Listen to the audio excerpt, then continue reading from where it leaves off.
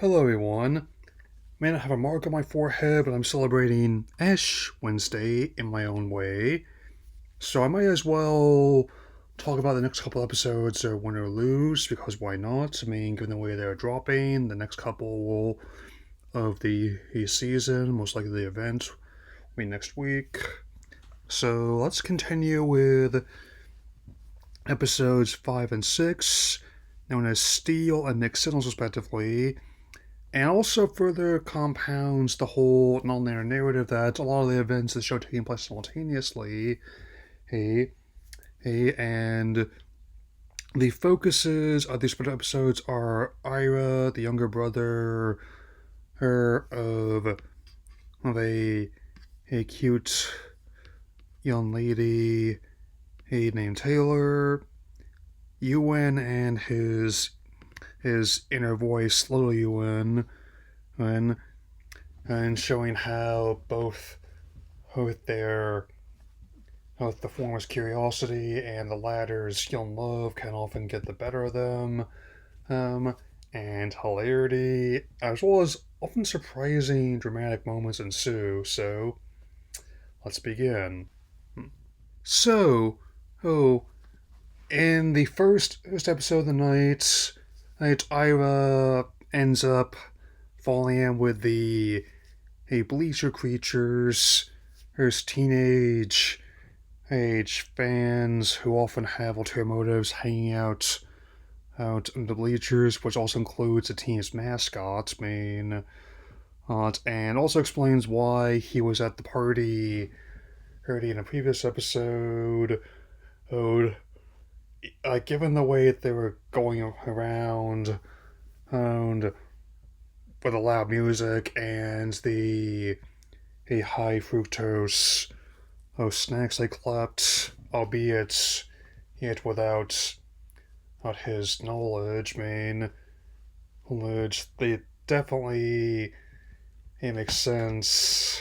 That's what happened. And there's also one scene which I know the show was likely animated well before everything started happening, but there's also a scene where they end up egging the umpire's car. Or, I mean, my first thought was, hey, you know how much those cost these nowadays for a dozen of those? Those, forgive me for sounding old fashioned, but there's some starving people overseas who would probably like to have those eggs. Yeah. And in regards to mixed signals, Ewan and is their star pitcher who is definitely proud of himself and his abilities, but also has a voice that is much less secure than he lets on. And I will say, like a lot of the characters I've seen in lately, they have some serious gear towards them, and I think in many ways, like a lot of the stuff he wears off the field almost makes him look like a Jet Set Radio character. I mean, some people will see SpaceX as the future. Me, I'm all about all the stuff that Naganuma looks like he designed. And like the aforementioned radio, how Bomber Cyberphone could be also successor, and also definitely we can get into Lethal League Blaze as well, which is probably the most direct connection here that at least one I'm trying to make. And he also strikes up a relationship with Taylor, but that's further complicated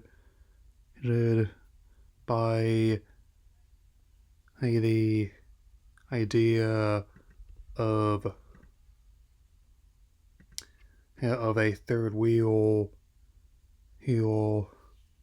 that has avocados on his socks, where I guess it's technically not uniform, but that his misguided influence seems to be a key reason why not only how love can bloom on the battlefield, it can also just quickly strike out on the diamond. And thankfully, a new catcher shows up in the nick of time, at least if going by chronological order.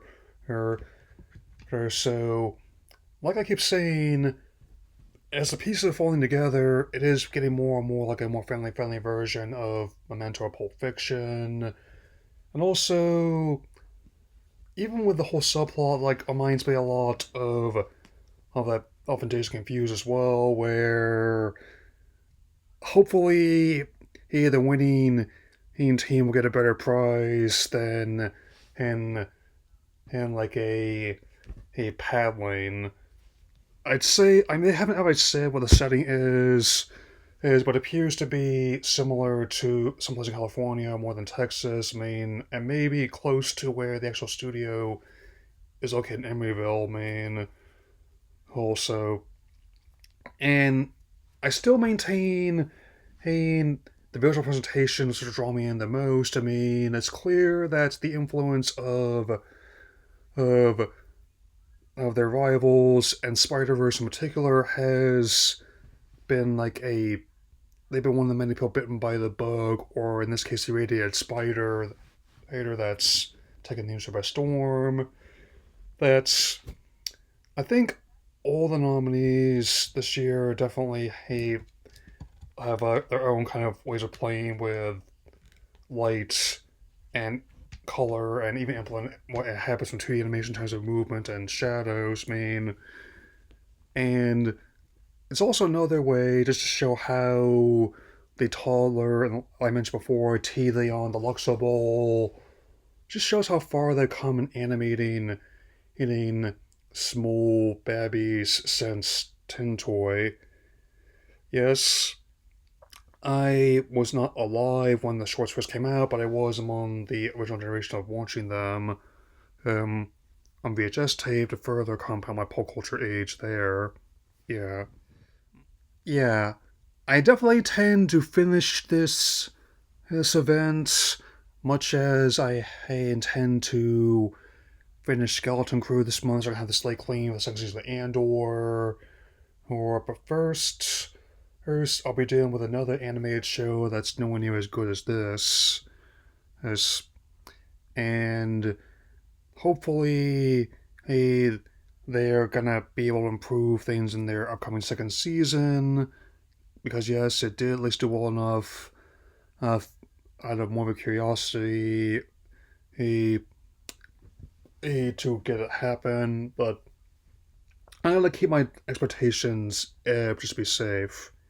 Anyway, that'll be all for now. I'll see you all again soon. Take care, everyone.